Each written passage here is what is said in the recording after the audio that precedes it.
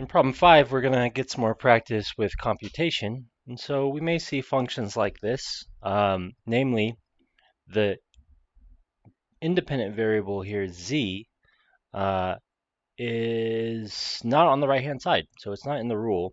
But what's implicit here is that really we have z as x plus iy.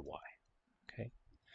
So in order to compute f of z, we have to think about this as a function of x and y. So really this should be like f of xy when we see that. And so in particular, if we're going to plug something in, we have to first translate it to the corresponding ordered pair. So f of 3i is really f of 0, 3 here. And if we plug in x is 0 and y is 3, we're going to get 0 times 3 minus 0 squared plus I times 3 times 0 plus 3. So this term goes away, and this term becomes just 3, so we get 3i. So 3i is the input, and 3i is also the output in this case. And when that happens, we say 3i is a fixed point. This 4 plus I is the point 4, 1.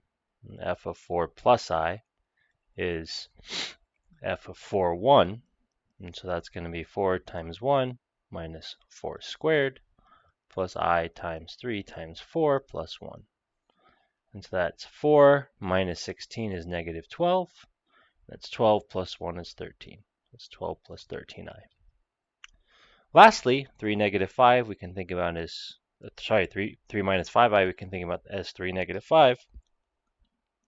So f of 3 minus 5i is f of 3 negative 5, if we want to think with Cartesian coordinates. And so that's 3 times negative 5 minus 3 squared plus I, 3 times 3 minus 5. And that's negative 15 minus 9. I believe it's negative 24. And then 4i. Okay, so here we have our various outputs for this function. And again, sometimes we'll see this. We'll write f of z on one side, but there'll be a function of x and y for the real and imaginary part on the other. And it's assumed that in this setup, z is x plus iy.